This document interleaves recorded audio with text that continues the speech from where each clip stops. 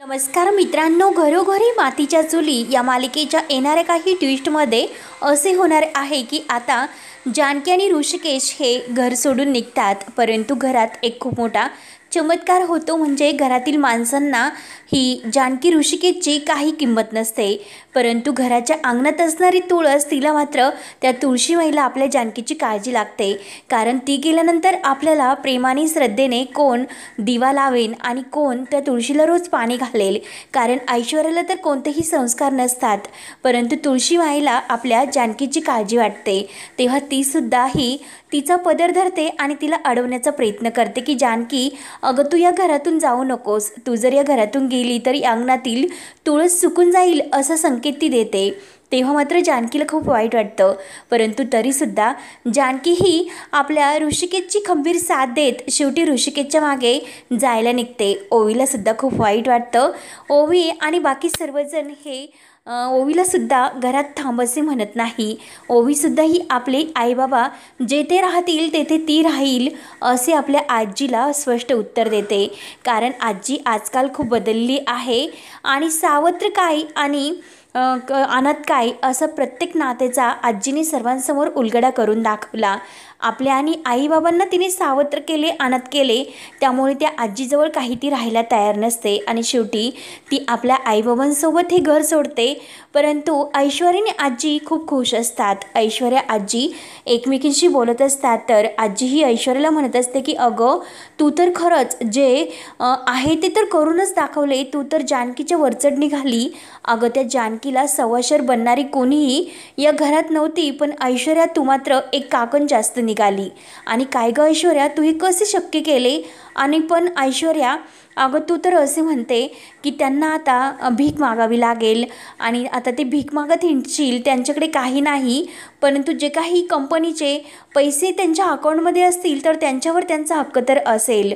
तेव्हा ऐश्वर्या म्हणते की आजी, अहो तुम्ही कशाला काळजी करतात, ते सर्व काही मी व्यवस्थित तयारी करून ठेवलेली आहे. म्हणजे त्यांना घराच्या बाहेर पडण्या अगोदर मी त्यांचे अकाउंट बंद केलेले आहे. मात्र आजी आणि ऐश्वर्या हे सर्व बोलत असतात. तेव्हा आजी म्हणत असते की अगं ऐश्वर्या, तू हे जे काही केले ते खरंच खूप चांगले केले. कारण मी सुमित्राला इतक्या वर्षापासून समजावत होते की अगं सावत्र लेखा शेवटी सावत्रच असतो आणि कितीही तू त्या अनाथ सुनाला जीव लाव, परंतु तुझी सख्खी लेकरं आणि सख्ख्या सुनाच तुझ्या कामे येतील. तेव्हा सुमित्राने आज चक्क इतक्या दिवसातून तुझे ऐकले आणि नानांना ढकलून सुद्धा तिने दिले नाही, पण ऐश्वर्या मात्र तू कमालच केली. तू इतके कारस्थान करून सुद्धा सर्व काही ते आरोप तू जानकीवर लोटलेस.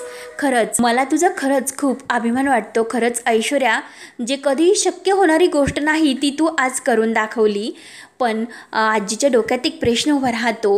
तर आजी म्हणते की अगं ऐश्वर्या, पण जर त्या नानासाहेबांना एकदा शुद्ध आली आणि शुद्धीत आल्यानंतर त्यांनी सर्व काही म्हणजे शुद्धीत आले म्हणजे ते व्यवस्थित बरे झाले आणि त्यांनी जर तुझे नाव घेतले तर मग काय करणार? तेव्हा मात्र ऐश्वर्या ही आजीला सर्व सांगत असते की आजी, अहो तुम्ही त्याची काळजी कशाला करतात? मी ती सर्व काही व्यवस्था करून ठेवली होती. नानासाहेबांनी का आपलं ऐनवेळेस आरोप जानकीवर लोटला? कारण मी तर त्यांना ढकलून दिले होते, परंतु त्यांनी तर सर्व जानकी वहिनीवर लोटले. आजी म्हणते की अगं हे कसे केले? तेव्हा ऐश्वर्या हसते आणि मोठमोठ्याने हसायला सुरुवात करते की आजी, अहो ही ऐश्वर्या आहे नावाची, जी मी जे काही ठरवलेले आहे शेवटी ते मी करून दाखवते. मी मुलगी कुणाची आहे? ऐश्वर्या सयाजीरावांची. माझ्या वडिलांचे जे काही स्वप्न होतं ते मी पूर्ण करून दाखवलंच, त्यांना त्यांचा अधिकारसुद्धा दिला. परंतु जानकी आणि ऋषिकेश यांनी माझ्या संसाराचं म्हणजे वाटोळं केलं होतं. त्या सौमित्राशी मला लग्न करून दिले नाही, त्या सारंगशी माझं लग्न लावलं, तेव्हा मी त्यांच्यावर सूड आता उगवलाच, परंतु आता मात्र मी त्यांना नाही सोडू शकत. आणि जरही तो नाना शुद्धीवर आला आणि त्यांनी सर्वांसमोर तोंड उघडले, परंतु त्या अगोदरच मी त्याचे तोंड बंद करून ठेवले. कारण मी ओवीची भीती त्याला दाखवली आणि जर त्याने सर्वांसमोर जानकीचं नाव न घेता ऐश्वर्याचं नाव घेतलं तर मी त्या ओवीला सोडणार नाही, अशी मी त्या ओवीला मारण्याची त्यांना धमकी दिली. आणि तो नानासाहेब तसाच घाबरला आणि त्याने तर सर्वांसमोर चक्क म्हणजे जानकी आणि ऋषिकेशचे नाव घेतले. आणि जर त्या नानासाहेबांनी आणखीन वळवळ करण्याचा प्रयत्न केला आणि त्या जानकीची बाजू घेऊन तिला या घरात पुन्हा आणण्याचा प्रयत्न केला तर मी त्या नाण्याला ढगात पाठवेल. हे ऐकून तर आजी मात्र बिथरते. आजीला टेन्शन येतं की आजी ही ऐश्वर्या त्या नानासाहेबांची सुद्धा किंमत करायला मागे पुढे पाहणार नाही. ही तर त्यांना ढगात काढण्याच्या गोष्टी करते आणि चक्क हिने त्यांना जिन्यावरून सुद्धा ढकलून दिले, त्यांच्या जीवाची पर्वा केली नाही. मग आपली काय गत करणार? शेवटी आपली सुद्धा ती अशीच गत करू शकते. आजीला मात्र त्या ऐश्वर्याची भीती लागायला सुरुवात होते. तिला असे वाटते की नक्की ही ऐश्वर्या चांगली नाही. जानकी तर चांगली होती, परंतु आता ही ऐश्वर्या आपल्यावर उलटेल की काय याची भीती आजीला लागून राहते. तेव्हा आता ऐश्वर्या ही घराची पूर्ण मालकीण व्हायला पाहते आणि आजीला म्हणते की आजी, आता या घरातील काम जे काही असेल ते तुम्ही सुद्धा करत राहायचे आणि मला मालकिनीसारखा हक्क या घरात हवा आहे. सुमित्राला मात्र आता या घरातील सर्व काही काम करावे लागतात. वेळोवेळी तिला आपल्या जानकीची आठवण होते की खरंच जानकी होती तेव्हा आपल्याला या घरामध्ये कशाचीही म्हणजे काळजी नव्हती. सर्व काही जानकी व्यवस्थित सांभाळत होती. परंतु आता ही ऐश्वर्याने तर तिचे खरे रंग दाखवायला सुरुवात केली. सुमित्राला सुद्धा ऐश्वर्याचा खूप संशय असतो, परंतु आजी मात्र ही ऐश्वर्याला बिथरूनच असते. त्यानंतर घरात कुणाला काही करमत नसते. सारंगला सुद्धा खूप वाईट वाटतं आणि शर्वरीला सुद्धा खूप वाईट वाटतं, कारण जानकीच्या आणि ऋषिकेशच्या सर्व आठवणी त्यांना आठवत असतात. परंतु सुमित्रा तर सर्वांसमोर म्हणते की त्या दोघांचं या घरात नावसुद्धा घ्यायचं नाही. तर जानकी आणि ऋषिकेश तिकडे जात असतात. तर तिकडे ऋषिकेशला समजतं की अकाउंटसुद्धा ते ऐश्वर्याने बंद केले. तेव्हा ओवी म्हणते की बाबा, आता आपण जायचं कुठं? परंतु देव काही हा म्हणजे जशी सर्वांची मदत करत असतो तशी गरजूंना सुद्धा तो खूप मदत करत असतो. तेव्हा त्याचा तो चमत्कार दाखवत असतो आणि ऐनवेळेस हिम्मत काका धावून येतात आणि त्यांच्या पार्वती आईच्या हक्काच्या आश्रमात त्यांना राहायला घेऊन जातात. तेव्हा त्यांना डोक्यावर एक छत्र मिळते. जानकी आणि ऋषिकेश आपल्या नवीन संसाराला ते सुरुवात करतात, परंतु जानकीला मात्र त्या घराची वारंवार आठवण येत असते की नाना कसे असतील. ती ऐश्वर्या नानांना काही करणार तर नाही ना, म्हणून तिला आपल्या नानांची खूप काळजी लागते. तर इकडे नानांना सतत ते टोचत असतं की आपले जानकी आणि ऋषिकेश कुठे असतील, त्यांचं काय झालं असेल, कुठे राहायला गेले असतील, काय करत असतील. सतत नानांना त्यांची काळजी असते. परंतु इकडे ऐश्वर्याने तिचे रंग दाखवायला सुरुवात केलेली असते आणि एक दिवस ऐश्वर्या आपल्या सयाजी पाटलांशी फोनवर बोलत असते अगदी हसून. अहो डॅडा, तुम्हाला सांगायचं काय, त्या जानकी आणि ऋषिकेशला मी एका झटक्यात घराच्या बाहेर काढले आणि सर्वांनी माझ्यावर इतका विश्वास ठेवला म्हणजे आता जानकीवर कोणी विश्वास ठेवू शकत नाही. परंतु या घरातील सर्वजण आता मला मालकीण मानतात आणि मला सर्व हक्क माझ्याकडे आलेले आहेत. डॅडा, आपण जे काही केलं ना, म्हणजे त्या शहाणे वकिलांना आपण आपल्या हाताशी धरून जे काही नानांचे मृत्यूपत्र बदलले आणि जे काही आपण सर्व प्रॉपर्टी आपल्या नावावर करून घेतली तर सरळ, आणि तो काय, तो दीड दमडीचा तो सारंग, त्याला कोण विचारतं? त्याला तर कधीही मी आपला नवरा तर मानतच नाही आणि त्याला तर असे वाटते की मी ऐश्वर्या त्याच्यावर खरंच प्रेम करते, परंतु त्याची लायकी तरी आहे का माझ्याबरोबर प्रेम करण्याची आणि मी त्याची बायको होण्याची? स्वप्नातसुद्धा मी त्याची बायको अशी राहू शकणार नाही. एक ना एक दिवस मी त्याला नक्की लाथडणार.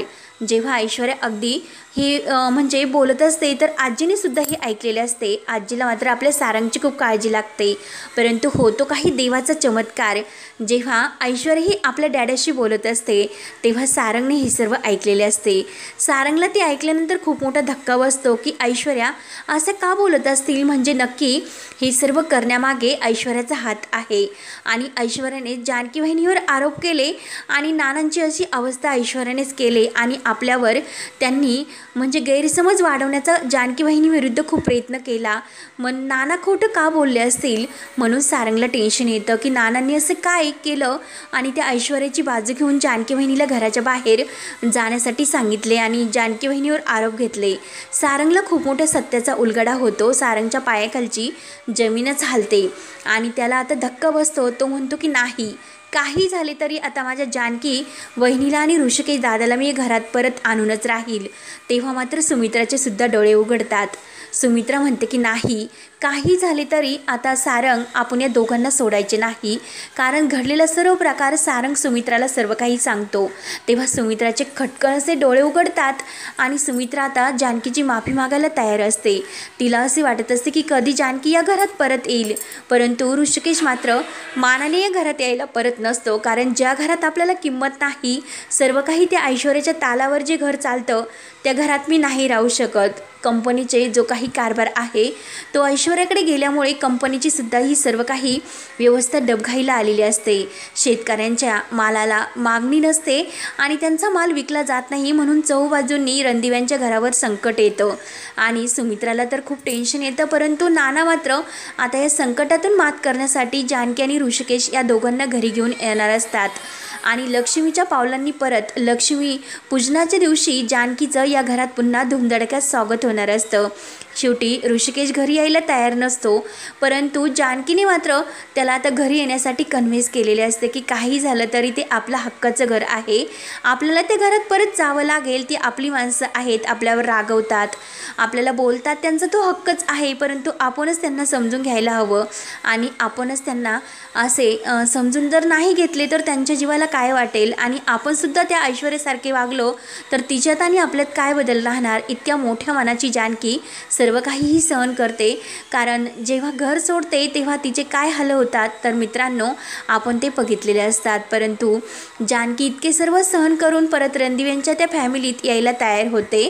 तेव्हा मात्र ऐश्वर्याचे खरे रूप आता सर्वांसमोर आलेले असते, परंतु नाना आता ठरवतात की ऐश्वर्याला चांगला धडा शिकवायचा म्हणजे शिकवायचा, कारण जे काही मृत्यूपत्र आहे तर नानांना त्या मृत्यूपत्रावर नंतर कळते। नानांची तब्येत हळूहळू बरी व्हायला लागते, परंतु ऐश्वर्या मात्र त्यांच्या जीवावर सुद्धा उठायला लागते, परंतु नाना मात्र काही त्या ऐश्वर्याला मानत नसतात, ऐश्वर्याबरोबर बोलायला सुद्धा ते तयार नसतात।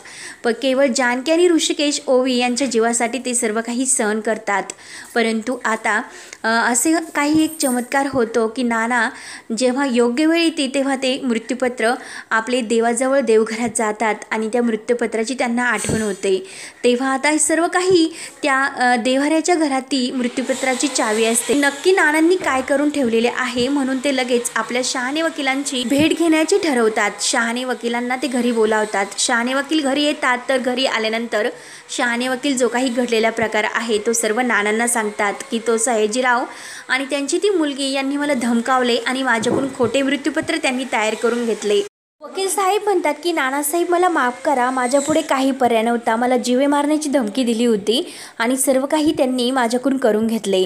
तेव्हा मात्र नानांना खूप राग येतो। नाना म्हणतात की नाही, आता काही झालं तरी त्या ऐश्वर्या आणि सयाजी पाटलांना धडा तर शिकवायलाच हवा, म्हणून नाना हे लगेच पोलिसांना बोलावून घेतात। ऐश्वर्याला न घाबरतात आणि लगेच पोलिसांना बोलावून घेऊन तर म्हणतात की आता माझी स्टेटमेंट खूप महत्त्वाची आहे, मी स्वतः सांगतो की माझ्या जानकी सुनबाईंनी मला ढकललेले नाही, या ऐश्वर्याने मला ढकलले आणि माझ्या नातीला त्यांनी मारण्याची मला भीती दाखवली, त्यामुळे मला सर्व खोटं तर बोलावं लागलं, परंतु माझ्या वकिलांना फसून सुद्धा त्यांनी खोटं हे मृत्यूपत्र माझं तयार करून घेतले आणि माझ्या जानकी ऋषिकेश या सोन्यासारख्या लेकरांना घराच्या बाहेर काढले आणि हे सर्व काही आरोप ते ऐश्वर्यावर आणि सयाजी पाटलांवर लादतात। तेव्हा मात्र आता खूप मोठा सत्याचा नानांनी शेवटी उलगडा केलेलाच असतो आणि यामध्ये नानांची खंबीरपणे साथ तर सुमित्राने सुद्धा केलेली असते।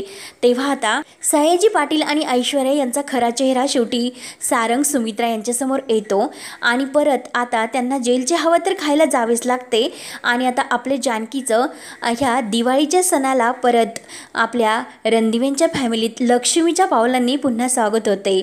तर मित्रांनो, खरंच आज आपली जानकी परत दिवाळीच्या सणाला घरी येत आहे आणि सर्वत्र या रणदिव्यांच्या घरात आनंदीही आनंद आणि दीपावलीचा तो आनंद साजरा होणार आहे।